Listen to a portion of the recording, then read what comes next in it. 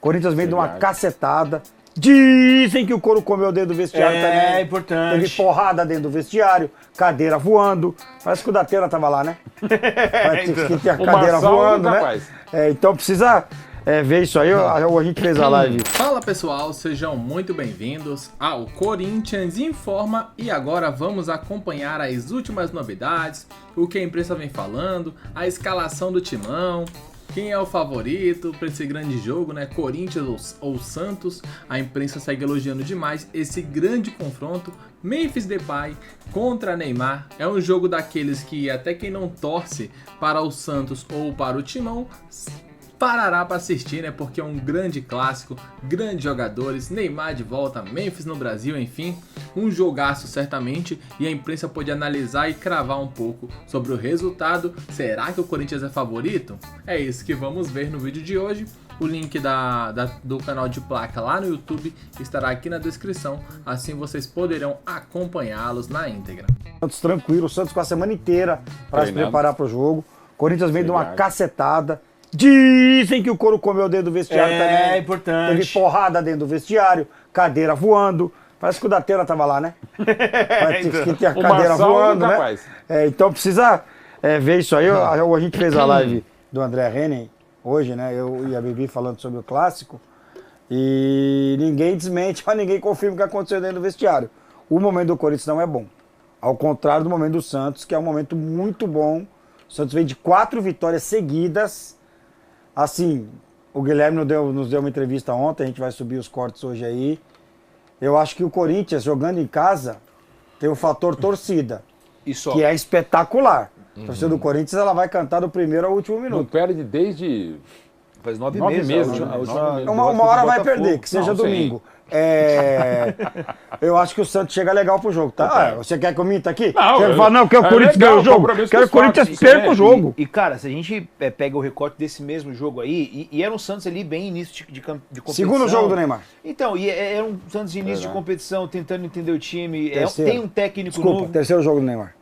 Porque ele joga Botafogo, Novo Horizonte e aí é titular.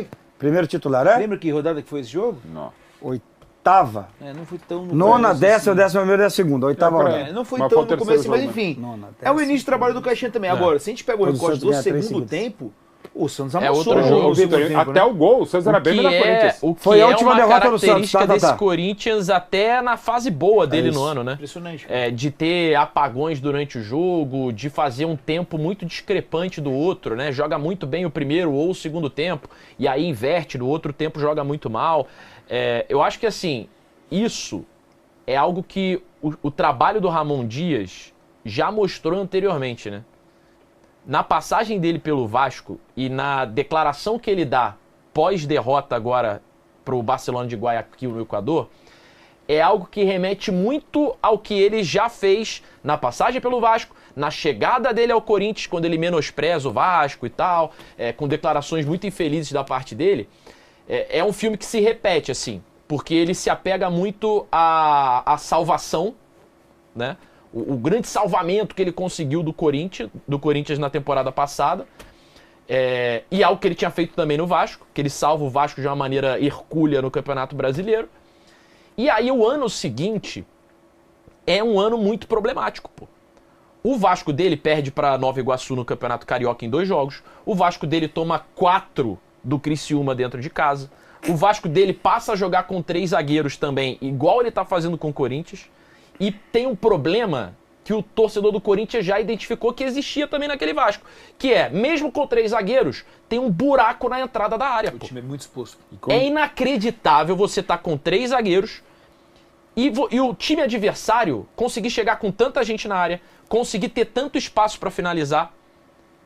Então, assim, são problemas que se repetem do modus operandi, tanto ao microfone quanto no esquema tático, sabe? De trabalhos do Ramon Dias e do Emiliano, e que agora precisam ter uma resposta, assim. Esse Corinthians tem um elenco infinitamente melhor que aquele do Vasco. Sem comparação. Infinitamente melhor. Só que tá acontecendo a mesma coisa. E com detalhe, né, sobre os 3 zagueiros, que eu não gosto de demonizar, ao contrário, eu gosto do esquema com 3, mas depende de uma série de circunstâncias, até porque não só esquema com 3 ou com 4, são muito mais os nomes que interpretam esse esquema do que os números.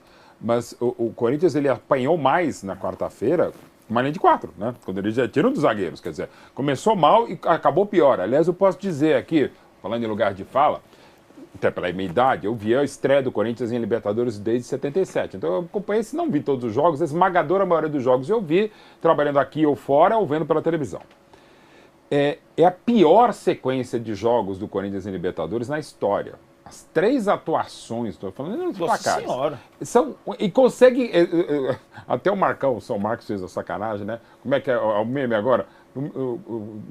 Como é aquele do começo e depois melhora? Né? Primeiro você começa, depois você melhora. Não, primeiro você começa e depois você piora. Primeiro, só um detalhe, o Barcelona é um bom time, além de ter história, camisa, assim. Mas não pareceu o Barcelona do Messi e do Guardiola.